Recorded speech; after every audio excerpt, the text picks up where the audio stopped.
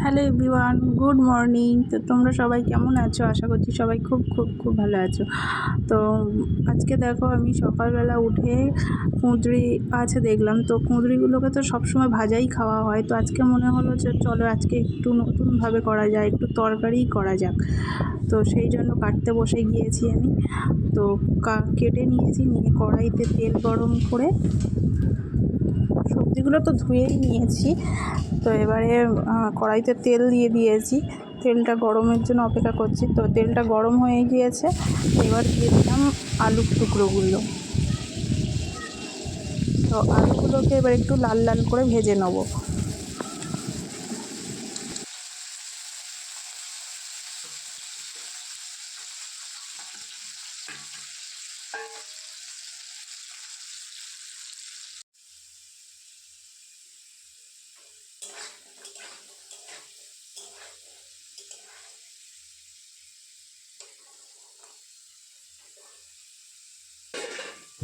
তো এবার দেখো আলুগুলোকে প্রায় ভাজা হয়ে গিয়েছে। তো এবারে এগুলোকে তুলে রাখবো বাটিতে রেখে, এবার এর মধ্যেই আবার ওই তেলের মধ্যেই কুঁদরিগুলোকে দিয়ে দিলাম। তো কুঁদরিগুলোকে একটু লালচে মতো করে ভাজবো, বেশি ভাজবো না, কিন্তু হালকা একটু ভেজে নেবো। তো চলো পুরো ভিডিওটা দেখতে থাকো, কেমন লাগে। আর অবশ্যই কিন্তু যদি ভালো লেগে থাকে তাহলে লাইক করে যাবে, কমেন্ট করবে কেমন লাগলো। আর বাড়িতে একবার ট্রাই করে কমেন্টে অবশ্যই জানাবে যে কেমন লাগলো তরকারিটা। আর আমার চ্যানেলটাকে অবশ্যই কিন্তু সাবস্ক্রাইব করতে ভুলবে না। তো চলো কুঁদরিটাকে ততক্ষণ লাল লাল করে ভেজে নেওয়া যাক।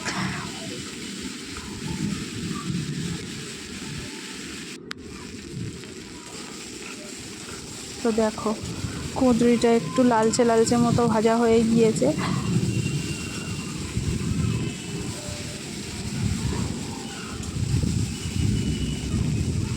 তো এবার আমি কুঁদরিগুলোকে নামিয়ে রাখবো।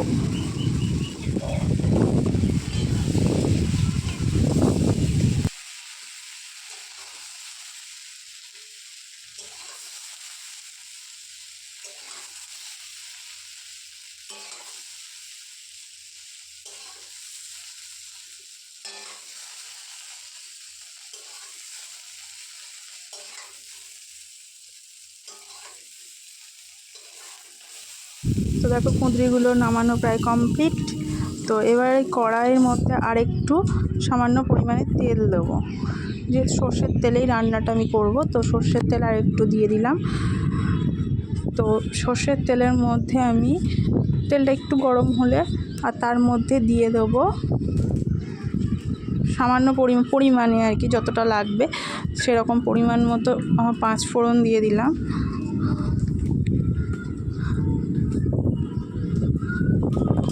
পাঁচফোড়নটা একটু নাড়াচাড়া করে নিয়ে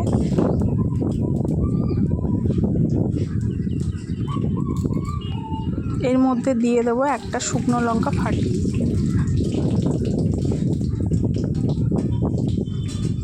তোমরা কাঁচা লঙ্কাও দিতে পারো। তো আমি মানে একটা শুকনো লঙ্কা একটা স্মেলের জন্য আমি শুকনো লঙ্কাও দিয়েছি, দুটো চেরা কাঁচা লঙ্কা দিয়েছি।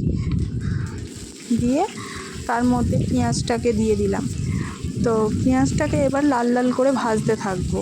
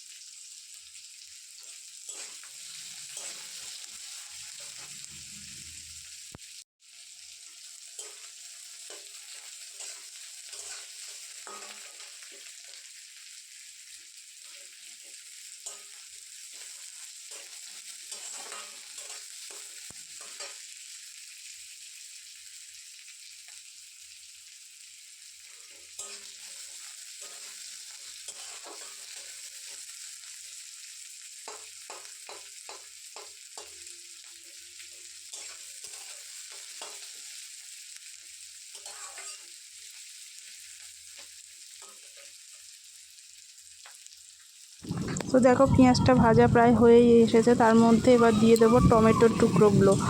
তো টমেটোর টুকরোগুলো দিয়ে একটু নাড়তে থাকবো আমি।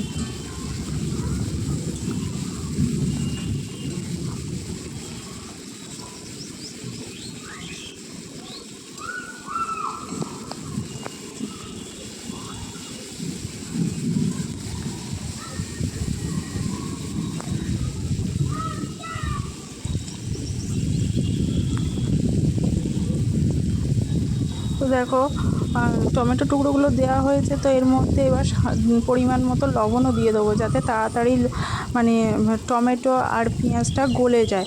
দেখবে লবণ দিয়ে দিলে তাড়াতাড়ি গলে যায় পেঁয়াজ আর টমেটোটা, তো সেই জন্যই আমি আগে দিয়ে দিই ওটা মানে লবণটাকে। তো সেই জন্য পরিমাণ মতো যতটা লাগবে আমি ততটাই লবণই দিয়ে দিয়েছি। দিয়ে এবার নাড়তে থাকলাম। দেখো পেঁয়াজটা আর টমেটোটা একটু গলে এসছে।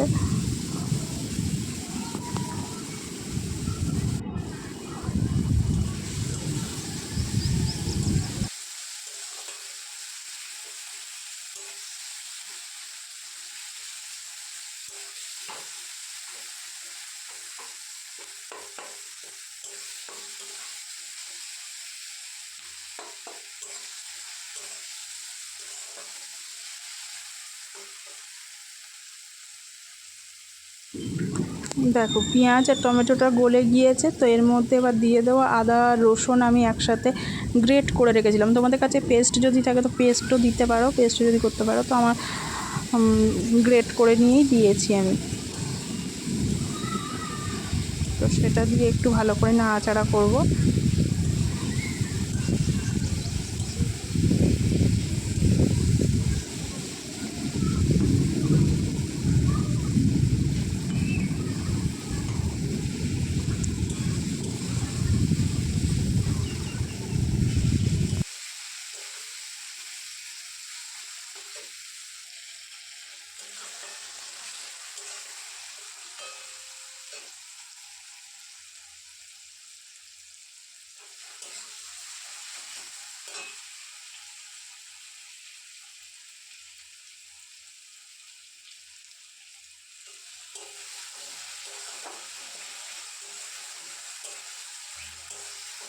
তো দেখো অনেকক্ষণ থেকে মশলাগুলোকে এবারে মানে নাড়াচাড়া করে পুরো একদম গলে গিয়েছে, তো কষানো হয়ে গেছে। এর মধ্যে তেল ছেড়েছে, সেই জন্য এর মধ্যে এবার আমি দিয়ে দিলাম হলুদ গুঁড়ো, সামান্য পরিমাণে লবণ তো আগেই দিয়েছি, সামান্য পরিমাণে লঙ্কার গুঁড়ো দিয়ে দিলাম। তো আমি কাঁচা লঙ্কা যেটা দিয়েছি সেটাই, এটা তো আমি কাশ্মীরি রেড চিলি পাউডার দিয়েছি, তো যাতে কালারটা হওয়ার জন্য। আর দিলাম আমি ধনে জিরে মৌরি আমার একসাথে গুঁড়ো করা থাকে, তো সেই জন্যই আমি সেই ডাস্টটাকেই দিলাম। দিয়ে একটু ভালো করে নাড়াচাড়া করলাম। তো দেখো ভালো করে নাড়াচাড়া করলে তেল ছাড়ছে, তখন এর মধ্যেই আমি দিয়ে দেবো ভেজে রাখা ওই যে আলু আর কুঁদরিটাকে একসঙ্গে ভেজেছিলাম, তো সেটাকেই আমি দিয়ে দিলাম। দিয়ে এবার একটু নাড়াচাড়া করতে থাকবো।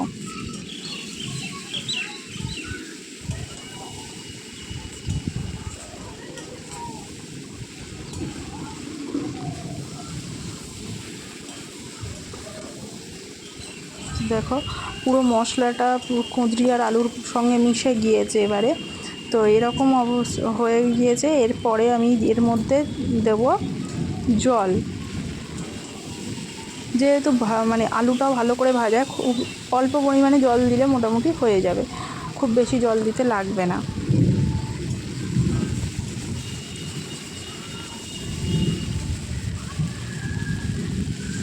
তো দেখো এর মধ্যে এবার আমি দিয়ে দিলাম জল।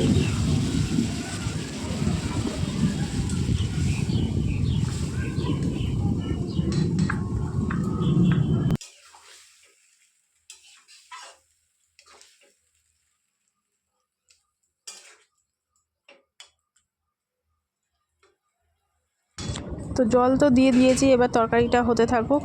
তো তোমরা সব মানে বাড়িতে কিন্তু একবার হলেও ট্রাই করে দেখো, তো কেমন লাগে অবশ্যই কমেন্টে জানাবে।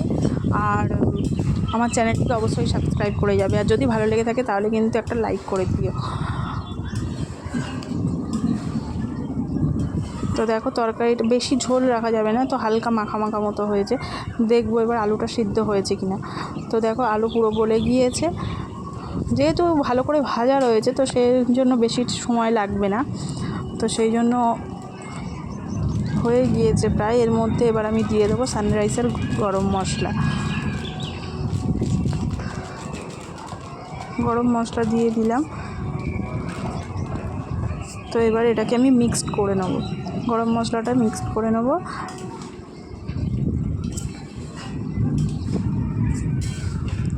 দেখো আমার তরকারি পুরো কমপ্লিট। তো কেমন লাগলো সেটা কিন্তু অবশ্যই কমেন্টে জানাবে।